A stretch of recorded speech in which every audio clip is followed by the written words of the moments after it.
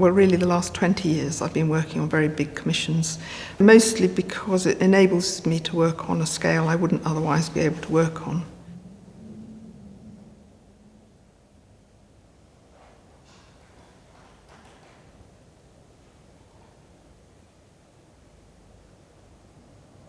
This is a work that I've been working on for the last 4 years for St John's College in Oxford. I was originally approached by the architects, Wright and Wright, to address a wall to a new study centre that overlooks the President's Garden. The new study centre adjoins the Baroque quadrangle, the Canterbury quadrangle, which is a very famous bit of Baroque architecture. So the plan, this is actually an aerial shot of the college. This is the Baroque quadrangle, and it's an extension into this area of parkland. When I first walked around the site, one of the things that really struck me about the quadrangle was these creatures hanging off the parapet, these stone-carved creatures, very animated. One particular one of a creature that looks very like a dog, but not a dog, sort of as though it were asleep, hanging off the parapet.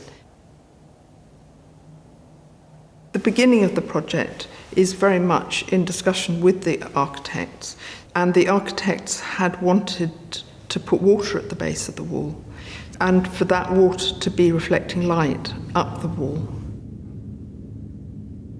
When I start working on a commission, I look at the architect's plans. We obviously talk about it. I'm very, very keen to look at the site and understand the history of the site, or absorb the history of the site in some way. I think one of the problems with commissions is that people want to know what it is they're getting.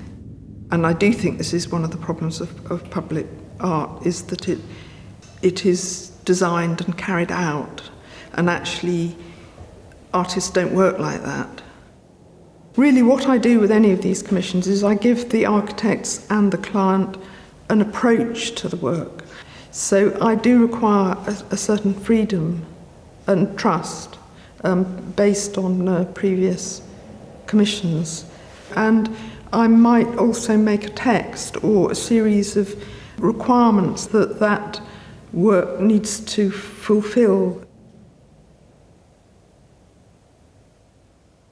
I knew that I was going to be doing a stone relief, and it would have profiles. The profiles of the stone were quite important. So the first thing that I did was I started doing these red drawings, quite abstract. So these red drawings were really all about profiles and bringing something animated to the architecture. There was something about the period of the Baroque, or the nature of the architecture, or the library, or the sort of colour that is under gilt, or the colour of red that you see when your eyes are closed through your eyelids. All those things are somehow part of the reason that it's red. Well, there's a lot of considerations, really, in terms of the drawing, to do with the block and the grid and the facade and the distance and the scale. So these drawings are all about trying to find a sort of structure for the drawing in the wall. So there are these divisions. It is, as it were, 4 overlapping squares. I think my composition is informed by photography, where it's like looking through a window. You know, do you move slightly to the left or slightly to the right? What do you see? Is there something hidden that you can't see? In a sense, it's a spatial composition. I started off with a smaller drawing. It's a different drawing because I'm introducing the line that will become the relief. I don't want a computer-generated line, so it has to be redrawn.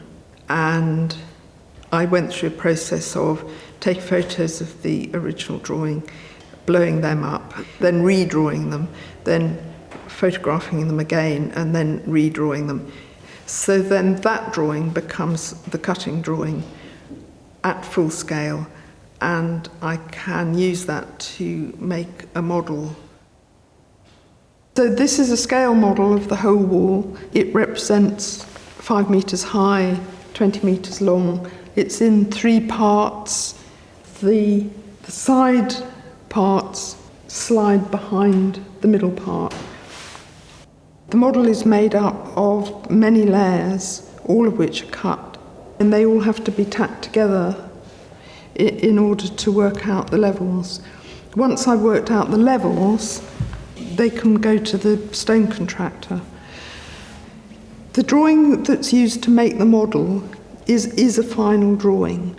I have a limit to how deep I can go before I come through to the other side of the stone. So if I start at the top and I start making steps down, I can go too far, I've got to come up again. Also, I have to think for the exterior how the rain might run down it and try not to make pockets where water will sit. I did find that I didn't have enough levels, so I then started to introduce metal shims of different thicknesses.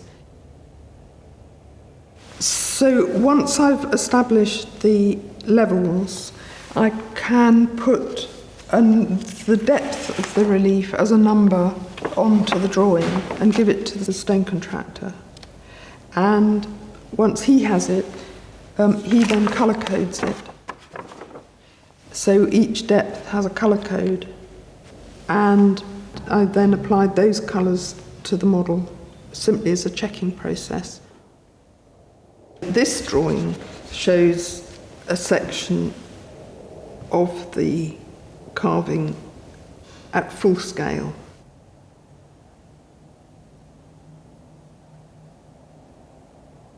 What I'm struck by the work is that it is very animated, and I'm sure that it is animated because it had this origin in this animal. At the same time, it is entirely abstract, and I've tried very hard not to enable you to see creatures in it. It's much closer to being figurative than anything I've done or I'm really interested in doing, but then that's quite interesting. What I'm trying to do is make something which will catch the light, so it's more to do with catching light than it is to do with being like water. There's a very important part of my looking at the work and assessing what the work is that can only happen once the building and the landscaping is complete. And that is by taking photographs. But the photographic process is a really important part of the work. It's been made with the idea that actually it will physically change over those 400 years. I don't actually want it to be repaired if it erodes. I want that erosion really to be part of that wall. I'm now using this drawing to see what else is in the drawing by drawing. So I've been making these much bigger drawings in the studio. I think there's a big difference between archiving and recording a work. So I would imagine that by recording the work, you're using the archive, and there is more material in the archive, and you want it to be accessible. There's the preliminary drawings that are drawings in their own right. Then there's a very, very lengthy process. That is, in a sense, recorded as it goes along, and that does form the archive of this work. I don't yet know how to archive the model because it's so fragile. It isn't a work in its own right, it is a model. So with a project such as this, there's a very important difference between works that are made as part of the process, with a purpose, in fact. Whereas as soon as I'm using that proportion and making the drawing with some detail on it, with an indication of the carving, that drawing is for something else. And that difference between those two drawings is really critical. And that's probably why at the end of this huge process I'm desperate to make something that has no purpose or no other purpose than making that drawing.